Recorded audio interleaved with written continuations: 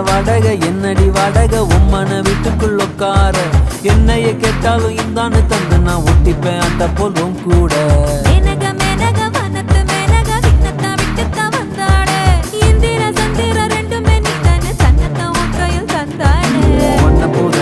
ஒன்ன என்னை நெஞ்சில் வச்சிருப்பேன் ரொம்ப பத்திரமா சின்ன சிரிப்புல என்ன வளைச்சிட்ட சித்தன வாசலி